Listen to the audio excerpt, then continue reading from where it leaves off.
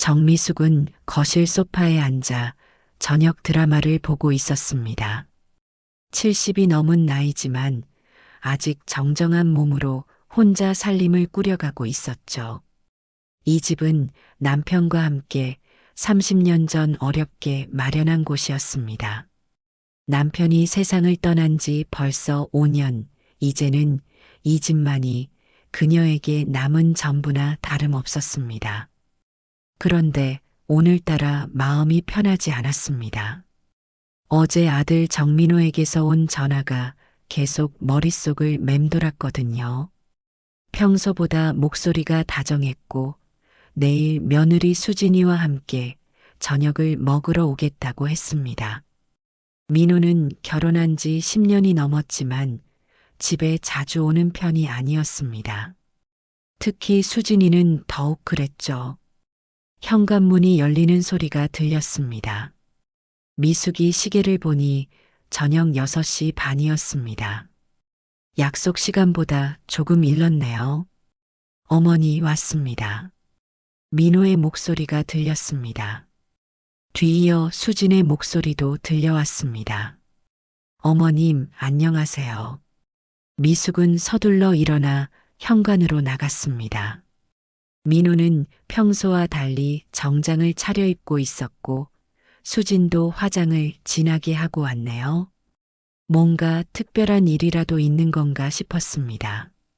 오늘 일찍 왔네. 배고프지? 미리 준비해뒀어. 네, 고생하셨습니다. 민호는 어색하게 웃으며 거실로 들어갔습니다. 수진도 따라 들어오며 집안을 유심히 둘러보고 있었어요. 평소에 그렇게 관심을 보이지 않던 수진의 모습이 조금 이상했습니다. 저녁 준비를 하면서도 미숙은 계속 신경이 쓰였습니다. 부엌에서 설거지를 하고 있는데 거실에서 민호와 수진이 작은 목소리로 무언가 이야기하는 소리가 들렸거든요. 정확히는 들리지 않았지만 분위기가 심상치 않았습니다. 어머니, 식사 준비 다 됐나요? 수진이 부엌으로 들어와 물었습니다. 평소보다 다정한 목소리였지만 어딘지 어색했어요. 응, 거의 다 됐어. 수진아, 오늘 왜 이렇게 화장을 진하게 했니? 어디 갔다 오는 길이야? 아, 그냥. 어머님 뵈러 오는 길이라 조금 신경 썼습니다. 수지는 시선을 피하며 대답했습니다. 그 모습을 보니 더욱 의심스러워졌어요. 저녁 식사가 시작됐습니다. 미숙이 정성껏 준비한 반찬들을 보며 민호는 감탄하는 표정을 지었습니다. 역시 어머니 손맛이 최고네요. 수진아, 너도 많이 먹어. 네, 정말 맛있습니다. 하지만 대화는 어색했습니다. 평소라면 민호가 회사 이야기나 일상적인 얘기를 했을 텐데 오늘은 계속 주저하는 모습이었어요. 수진도 마찬가지였습니다. 뭔가 말하려다가 망설이는 표정을 반복했죠. 미숙은 더 이상 참을 수 없었습니다. 민호야, 오늘 왜 이렇게 어색하니? 무슨 할 말이 있으면 말해봐. 민호는 젓가락을 내려놓고 수진을 쳐다봤습니다. 수진이 작게 고개를 끄덕이자 민호는 깊게 한숨을 쉬었어요. 어머니, 사실은 말씀드릴 게 있어서 왔습니다. 뭔데? 미숙의 가슴이 두근거리기 시작했습니다. 좋지 않은 예감이 들었거든요. 어머니가 혼자 계시는 게 저희가 많이 걱정됩니다. 민호는 조심스럽게 말을 꺼냈습니다. 걱정? 어머니가 뭘 걱정할 게 있다고? 나이도 이제 많으시고 만약에 집에서 넘어지시거나 갑자기 아프시면 어떻게 하시겠어요? 혼자 계시면 누가 돌봐드리겠습니까? 민호의 말에 미숙은 어리둥절했습니다. 분명 걱정하는 마음에서 나온 말이긴 했지만 왠지 석연치 않았어요. 그래서 그래서 저희가 생각해 본 게 있습니다. 수진이 끼어들었습니다. 요즘 좋은 실버타운들이 많이 생겼잖아요. 거기서 또래분들과 어울리시면서 지내시는 게 어떨까 싶어서요. 미숙은 깜짝 놀랐습니다. 실버타운이라니, 이게 무슨 소리인가요? 실버타운? 그게 무슨 말이야? 어머님, 요즘은 정말 시설이 좋습니다. 의료진도 상주하고 식사도 알아서 챙겨주고 무엇보다 안전하거든요. 수지는 열심히 설명했지만 미숙의 표정은 점점 굳어갔습니다. 그러니까 너희들이 어머니를 요양원에 보내겠다는 거야? 요양원이 아니라 실버타운이라고 했잖아요. 완전히 다른 곳입니다. 민호가 서둘러 변명했지만 미숙은 이미 무슨 뜻인지 알아차렸습니다. 그 순간 머릿속이 하얘졌습니다. 아들이 자신을 집에서 내보내려고 한다니. 그것도 며느리와 함께 계획을 세워서 말이에요. 가슴이 답답해지고 숨이 막히는 것 같았습니다. 어머니, 괜찮으세요? 민호가 걱정스럽게 물었지만 미숙은 아무 말도 할 수 없었습니다. 이 집은 자신의 전부였는데 남편과의 추억이 깃든 곳인데 어떻게 떠날 수 있단 말인가요? 한참 동안 침묵이 흘렀습니다. 미숙은 젓가락을 꽉 쥐고 있었어요. 손이 떨리는 게 느껴졌지만 애써 참았습니다. 아들과 며느리 앞에서 약한 모습을 보이고 싶지 않았거든요. 민호야. 미숙이 드디어 입을 열었습니다.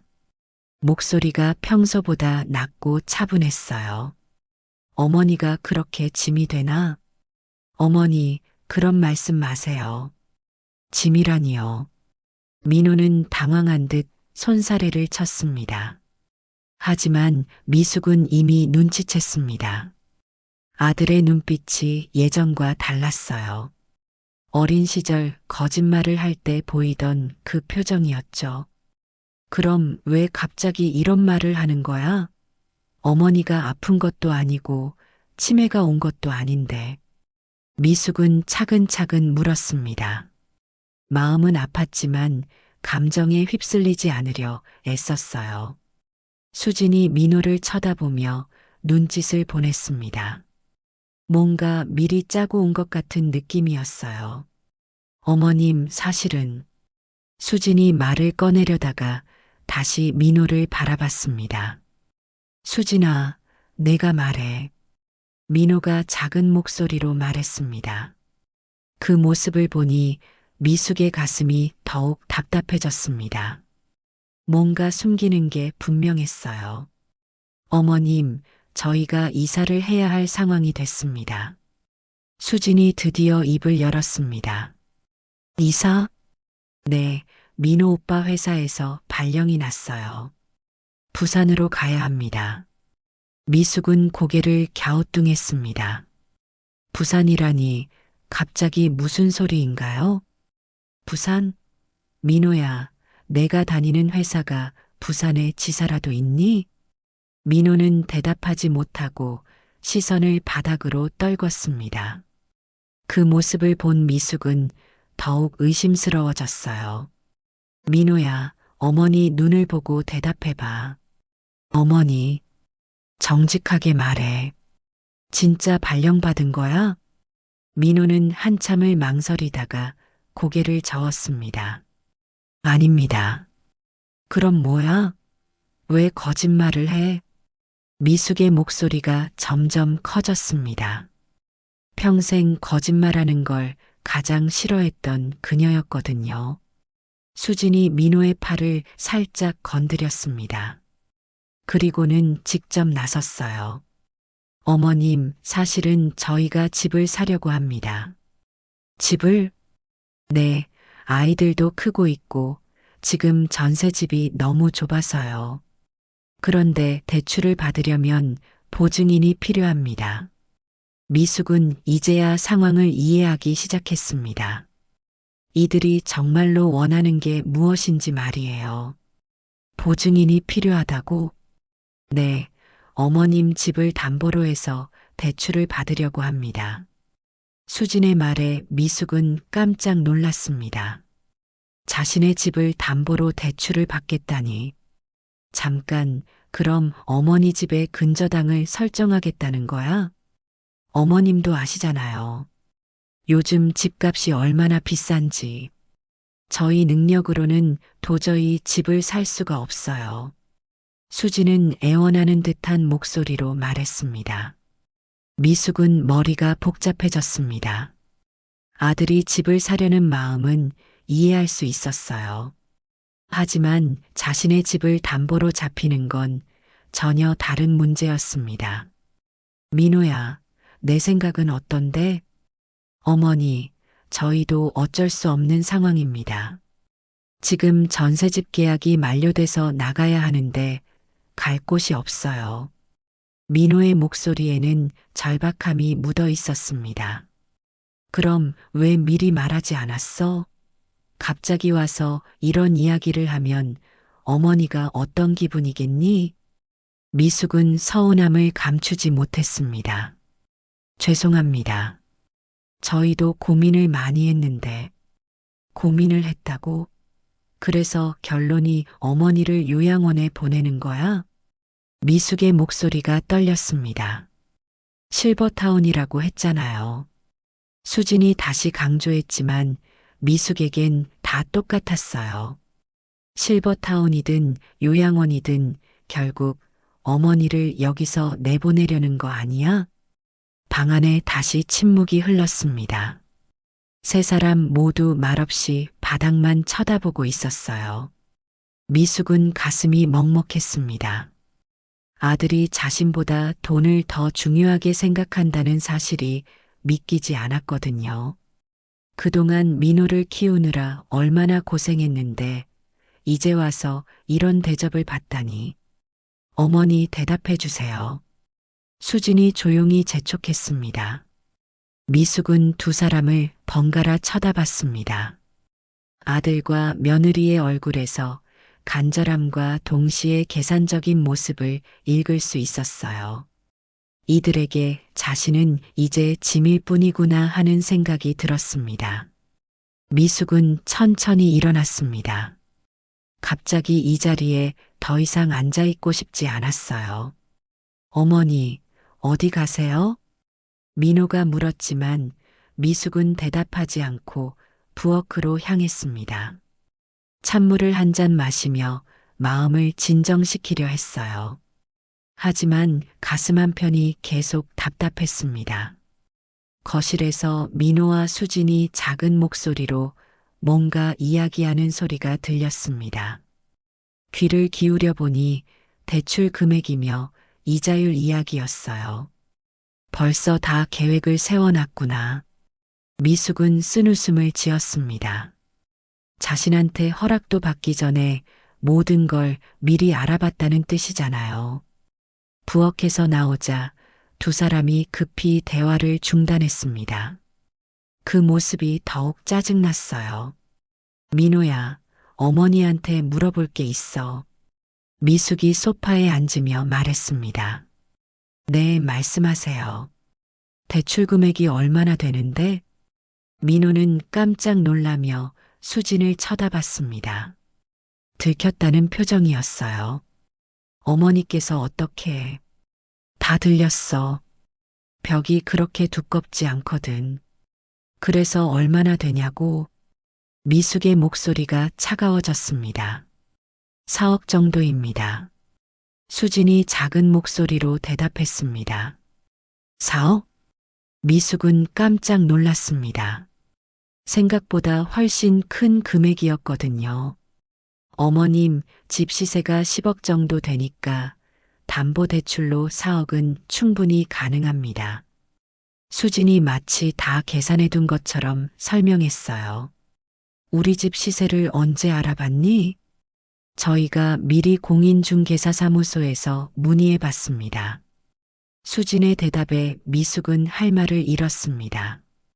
정말 치밀하게 준비해 왔구나 싶었어요. 그럼 만약에 너희가 대출금을 못 갚으면 어떻게 되는데? 미숙이 핵심을 찔렀습니다. 민호와 수진이 서로를 쳐다봤습니다. 이 질문을 예상하지 못했던 것 같았어요. 그런 일은 없을 겁니다. 민호가 대답했지만 목소리에 확신이 없었습니다. 없을 거라고? 민호야, 세상 일을 누가 알아? 내 회사가 망할 수도 있고 아플 수도 있잖아. 미숙은 현실적인 문제들을 하나씩 짚어갔습니다. 어머니, 그런 걱정은 마세요. 저희가 책임지고 갚을게요. 수진이 끼어들었지만 미숙은 믿지 않았습니다. 책임진다고? 수진아, 너희 부부가 지금까지 나한테 용돈 한 번이라도 제대로 준 적 있니? 수진은 말문이 막혔습니다. 실제로 그동안 명절이나 생일 때도 형식적인 선물 정도만 했으니까요. 그리고 민호야, 내가 작년에 나한테 빌린 돈은 언제 갚을 거야? 미숙이 다시 물었습니다. 민호의 얼굴이 빨개졌습니다. 작년에 급하다며 200만 원을 빌려갔는데 아직 갚지 않고 있었거든요. 그건 죄송합니다. 깜빡하고 있었어요. 깜빡했다고? 200만 원을 깜빡해? 미숙의 목소리가 점점 커졌습니다. 어머님, 진정하세요. 수진이 말렸지만 미숙은 이미 화가 치밀어 올랐어요. 진정하라고? 수진아, 내가 이 상황에서 그런 말을 할 입장이야? 어머님이 너무 흥분하시는 것 같아서요. 흥분? 내가 지금 흥분하는 게 이상하니? 내 집을 담보로 잡겠다는 사람들이 와서 나한테 요양원 가라고 하는데? 미숙은 참았던 감정이 터져 나왔습니다. 어머니, 실버타운이라고 했잖아요. 민호가 다시 정정했지만 미숙에겐 소용없었어요. 실버타운이든 뭐든 결국 여기서 나가라는 거 아니야? 내가 그렇게 바보같이 보여? 방안이 조용해졌습니다. 미숙의 날카로운 목소리에 두 사람 모두 위축된 모습이었어요. 어머니, 저희도 어쩔 수 없는 상황이라고 말씀드렸잖아요. 민호가 조심스럽게 말했습니다. 어쩔 수 없다고? 그럼 나는 어떻게 되든 상관없다는 거야? 미숙은 아들을 똑바로 쳐다봤습니다. 민호는 시선을 피했어요. 그런 게 아닙니다. 그런 게 아니라면 뭐야? 어머니 집을 담보로 돈을 빌리고 어머니는 요양원에 보내고 이게 효도야? 미숙의 목소리가 떨렸습니다. 서러움과 분노가 섞여 있었어요. 수진이 입술을 깨물며 민호를 쳐다봤습니다. 뭔가 더 말하고 싶어 하는 표정이었지만 차마 입을 열지 못하고 있었어요. 미숙은 그런 수진의 모습을 놓치지 않았습니다. 수진아, 너도 할 말이 있는 것 같은데? 아, 아닙니다. 아니야, 분명히 뭔가 더 숨기고 있어. 말해봐. 미숙이 추궁하자 수진은 더욱 당황했습니다. 그리고 민호와 눈빛을 주고받더니 결국 입을 열었어요. 어머님, 사실은 수진이 말을 시작했지만 다시 망설였습니다. 민호가 그녀의 손을 잡으며 고개를 저었어요. 하지만 이미 늦었습니다. 사실은 뭐야? 끝까지 말해봐. 미숙은 포기하지 않았습니다. 뭔가 중요한 이야기가 나올 것 같은 예감이 들었거든요. 저희가 이미 계약금을 넣었습니다. 수진의 고백에 미숙은 깜짝 놀랐습니다. 계약금? 어디에? 새로 살 집에요. 어머님 집을 담보로 대출받는다는 전제하에 계약을 했습니다. 미숙은 믿을 수 없다는 표정을 지었습니다. 자신의 허락도 받지 않고 벌써 집을 계약했다니요. 그럼 내가 거절하면 어떻게 될 거야? 그러면 계약금을 날리게 됩니다. 수진의 목소리가 점점 작아졌습니다. 계약금이 얼마인데? 2천만 원입니다. 미숙은 한숨을 깊게 쉬었습니다. 이제야 왜 이렇게 급하게 찾아왔는지 알겠더군요. 그러니까 너희는 어머니가 무조건 승낙할 거라고 생각하고 벌써 모든 걸 진행한 거구나. 어머님, 저희도 어쩔 수 없었습니다. 민호가 변명했지만 미숙은 더 이상 듣고 싶지 않았어요. 어쩔 수 없었다고? 민호야, 그럼 어머니 의견은 중요하지 않다는 거야? 미숙의 목소리에서 깊은 실망감이 묻어났습니다. 그런 게 아닙니다. 저희가 너무 급해서, 급하면 거짓말해도 되고 부모 동의 없이 멋대로 해도 되는 거야? 방 안에 무거운 침묵이 흘렀습니다. 미숙은 소파에서 일어나 창문 쪽으로 걸어갔어요. 마당에 심어놓은 감나무가 보였습니다. 남편과 함께 심었던 그 나무가 이제는 집만 한 크기로 자랐더군요. 어머니, 저희가 잘못했습니다. 민호가 뒤에서 말했습니다. 잘못했다는 걸 알면서 왜 그랬어? 미숙은 돌아보지도 않고 물었습니다. 정말 다른 방법이 없었습니다. 전세 만료일이 다음 주인데 갈 곳이 없어요. 갈 곳이 없으면 어머니 집에 와서 같이 살면 되잖아. 미숙의 말에 수진이 깜짝 놀랐습니다. 여기서요? 왜? 싫어? 어머니랑 같이 사는 게 그렇게 싫니? 수진은 대답하지 못했습니다. 실제로 시어머니와 함께 사는 건 생각해 본 적도 없었거든요. 어머님, 그건 좀 뭐야? 어머니를 요양원에 보내는 건 쉽고 너희가 여기 와서 사는 건 어려워.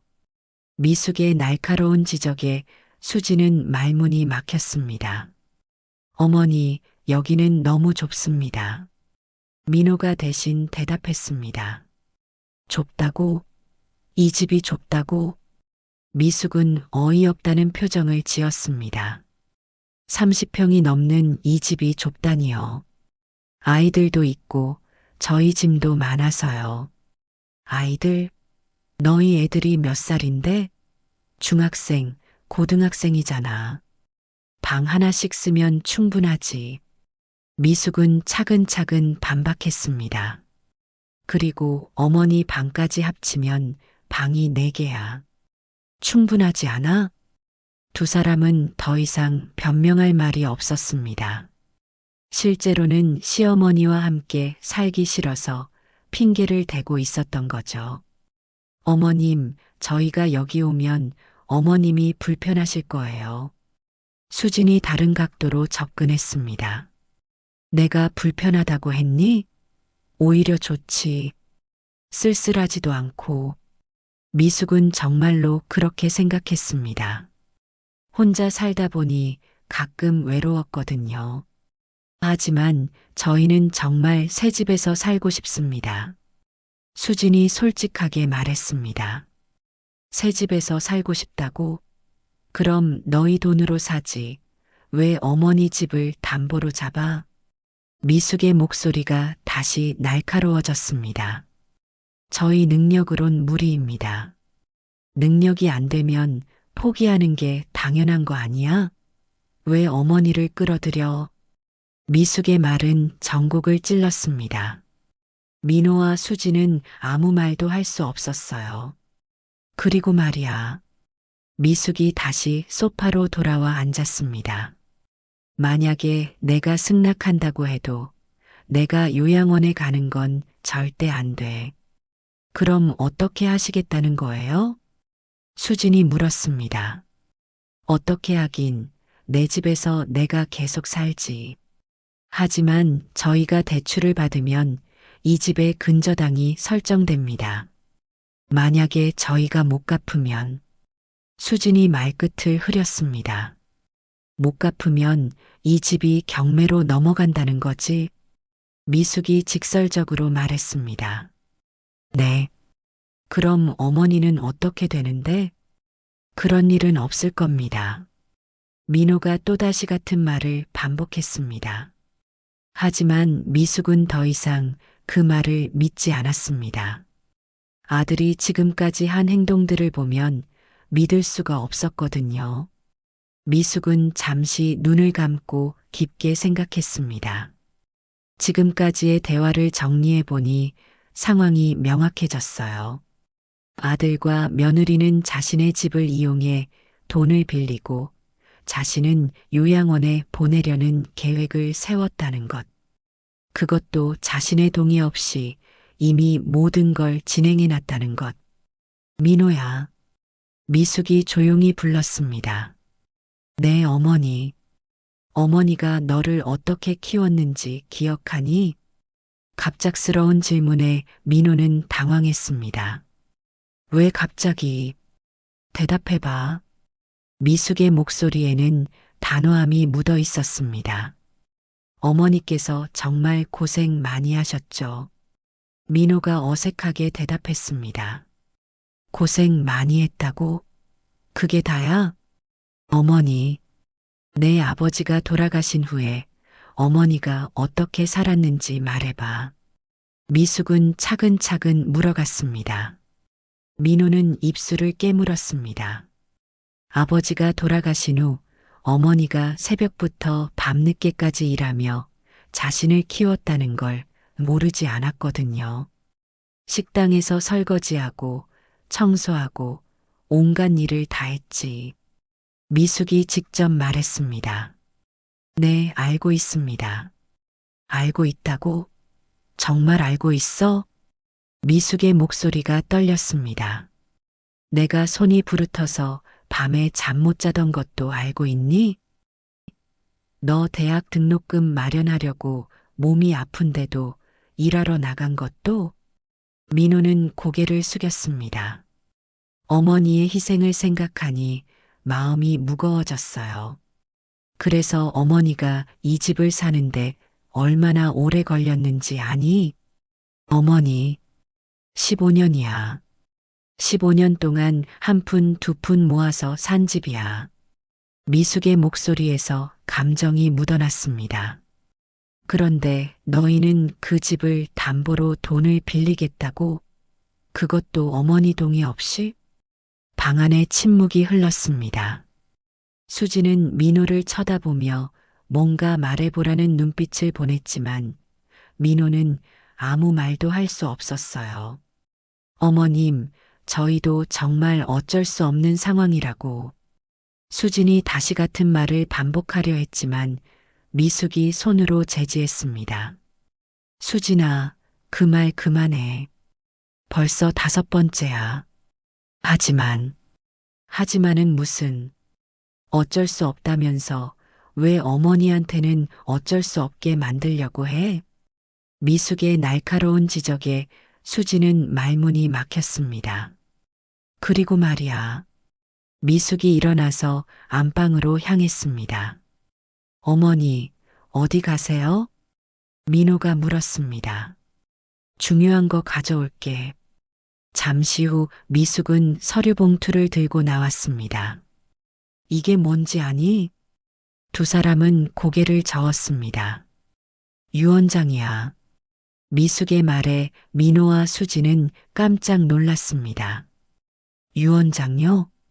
네, 작년에 써놨어.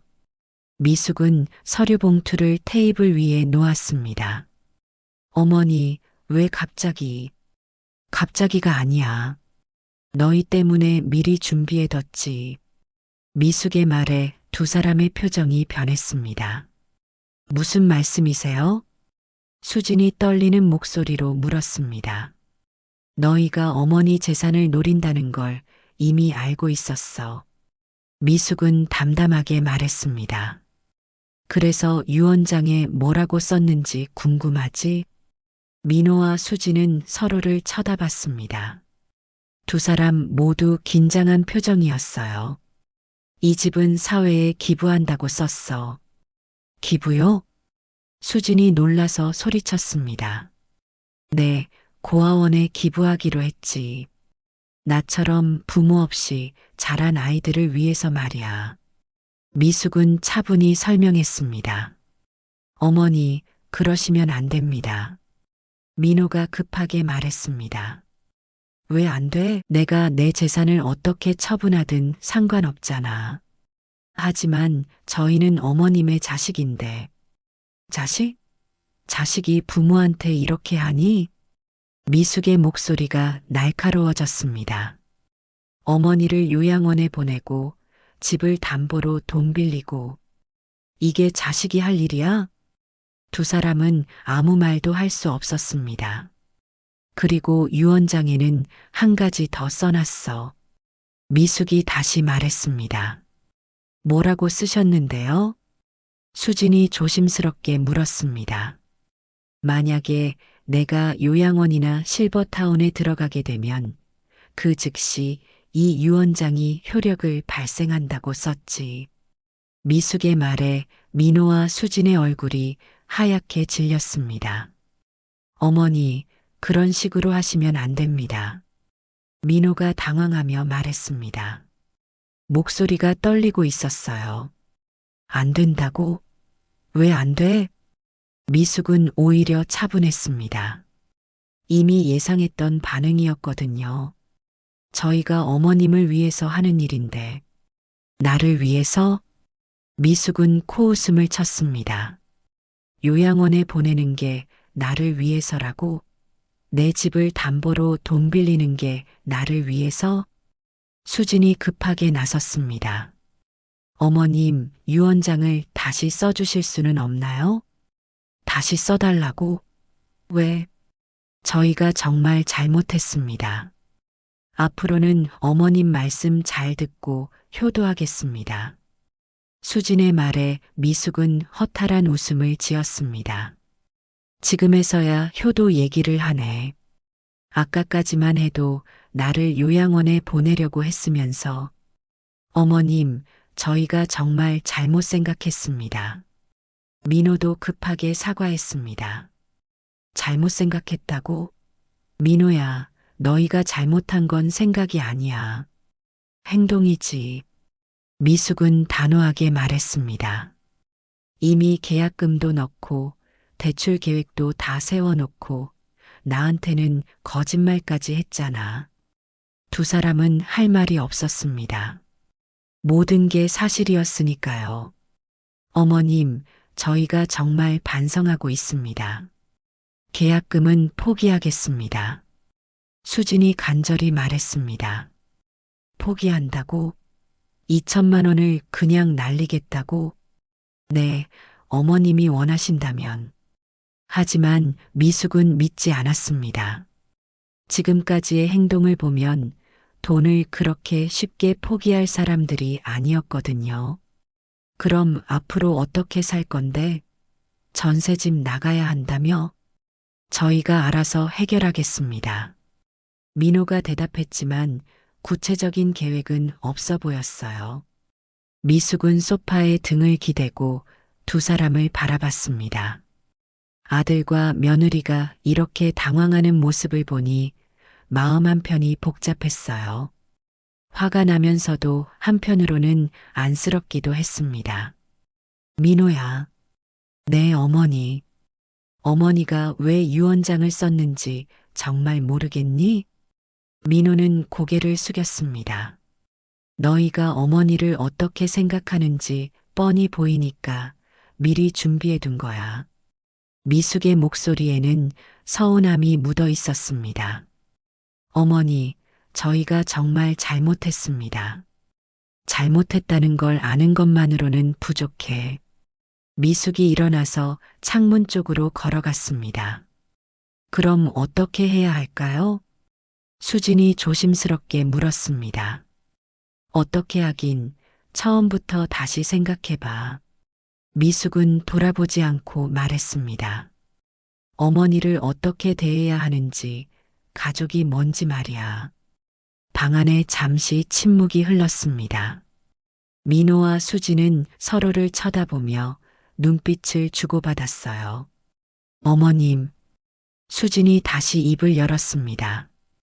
그럼 저희가 여기서 함께 살면 안 될까요? 미숙은 깜짝 놀라서 돌아봤습니다.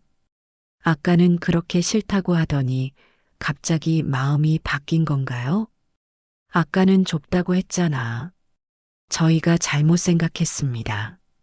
어머님과 함께 사는 게 당연한 거죠. 수진의 말에 미숙은 씁쓸한 표정을 지었습니다. 유 원장 때문에 갑자기 태도가 바뀐 게 뻔했거든요. 수진아, 너 지금 진심으로 하는 말이야? 네, 진심입니다. 하지만 수진의 목소리에는 확신이 없었습니다. 민호야, 너는 어떻게 생각해? 저도 어머니와 함께 살고 싶습니다. 민호도 같은 대답을 했지만 역시 진심으로 들리지 않았어요.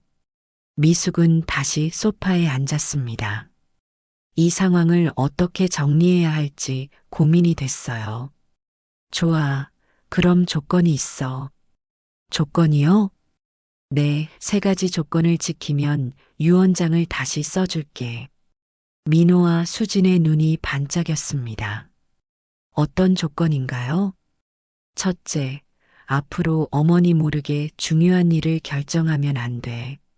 네, 알겠습니다. 둘째, 집안일은 수진이가 도와줘야 해. 어머니 혼자 하기엔 너무 힘들거든. 수진은 잠시 망설이다가 고개를 끄덕였습니다. 세 번째, 미숙이 가장 중요한 조건을 말했습니다. 이 집의 명의는 절대 바꾸지 않을 거야. 담보도 안 되고 매매도 안 돼. 이 말에 민호와 수진의 표정이 어두워졌습니다. 결국 대출을 받을 수 없다는 뜻이었거든요. 어머님, 그럼 저희는 어떻게 해야 하나요? 수진이 절망적인 목소리로 물었습니다. 어떻게 하긴 너희가 알아서 해야지. 미숙은 냉정하게 대답했습니다.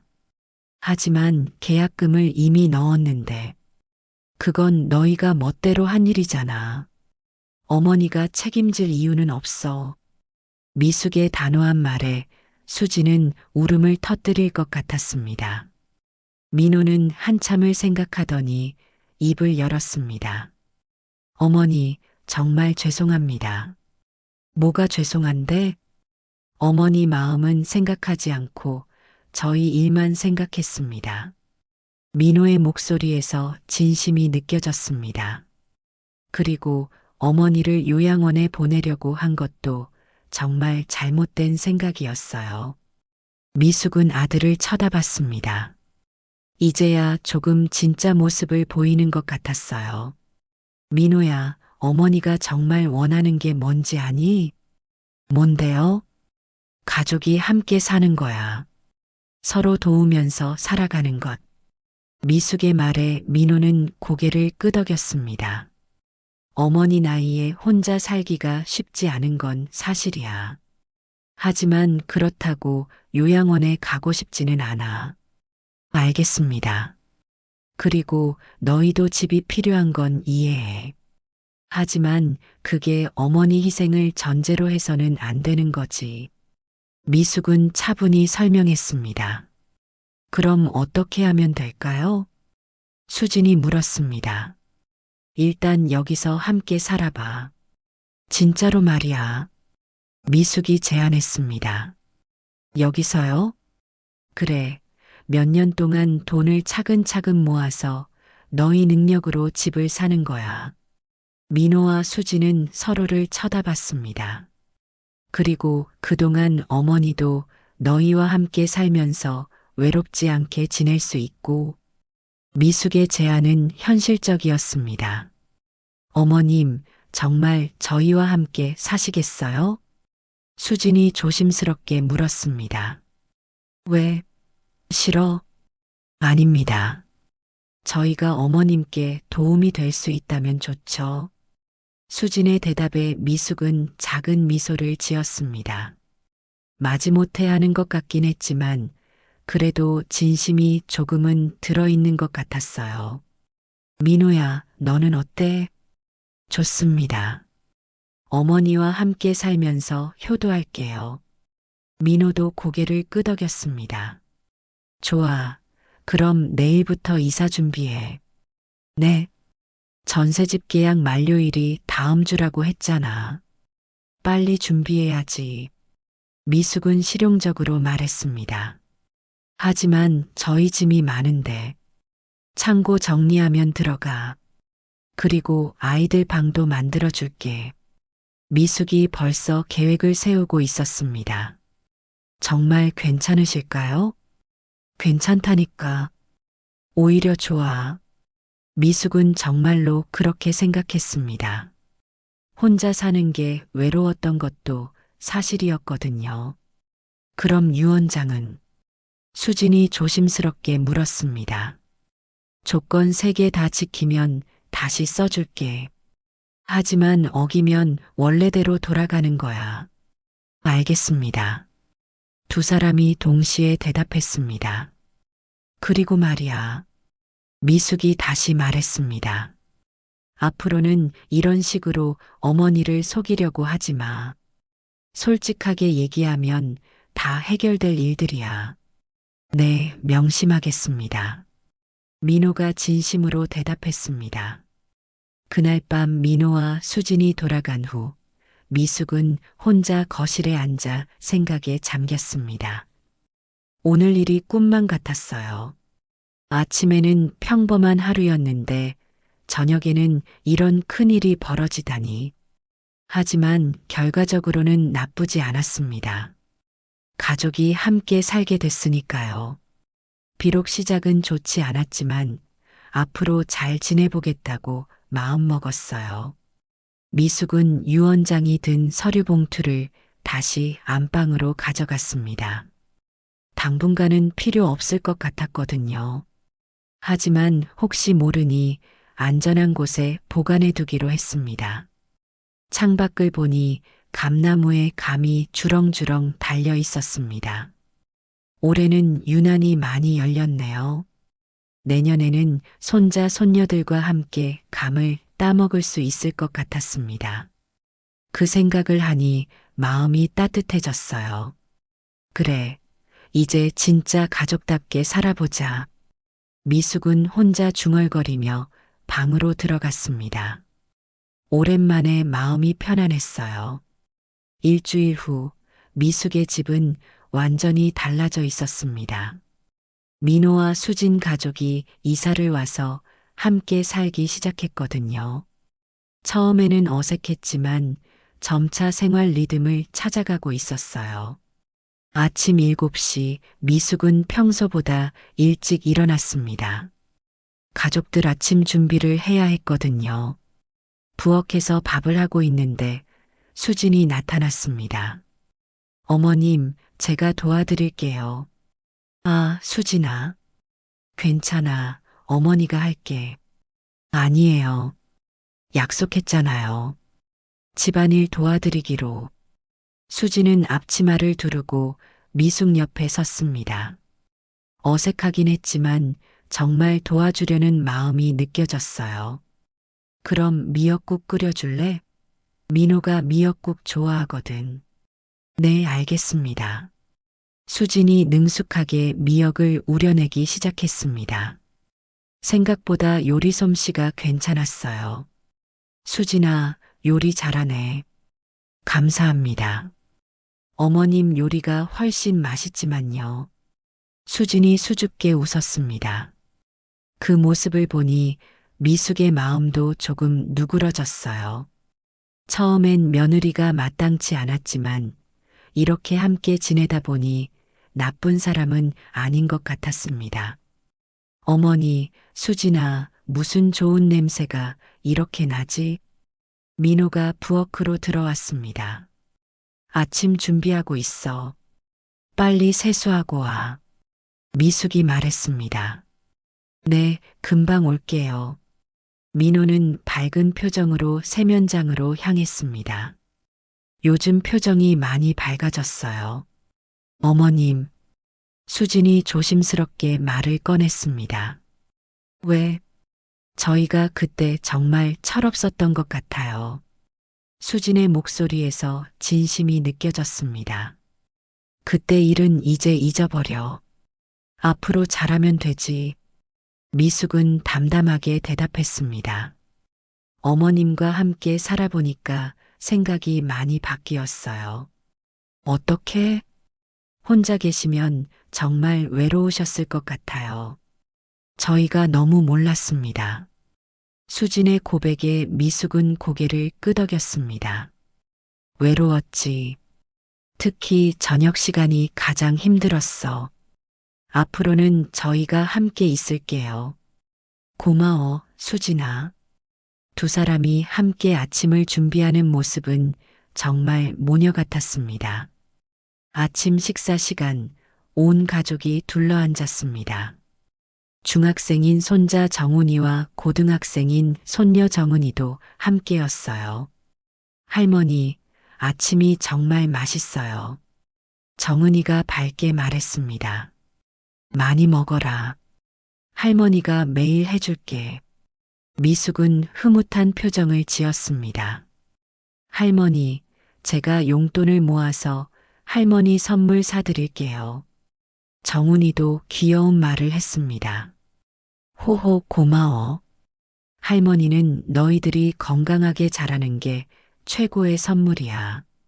가족들의 웃음소리가 집안에 울려 퍼졌습니다. 아빠, 우리 정말 여기서 계속 살 거예요? 정은이가 민호에게 물었습니다. 그래, 할머니와 함께 살기로 했어. 좋아요. 할머니 요리도 맛있고, 집도 넓고, 아이들은 오히려 좋아했습니다. 식사를 마친 후 민호가 미숙에게 다가왔습니다. 어머니, 어제 부동산에 가서 계약 취소했습니다. 그래, 계약금은 못 받았어요. 하지만 상관없습니다. 민호는 담담하게 말했습니다. 미안해, 민호야. 어머니 때문에. 아니에요. 저희가 잘못 생각했던 거예요. 민호가 고개를 저었습니다. 대신 앞으로 몇 년 동안 열심히 모아서 정말 저희 능력으로 집을 사겠습니다. 그래, 그게 맞는 거야. 미숙은 뿌듯한 표정을 지었습니다. 그리고 어머니, 민호가 다시 말했습니다.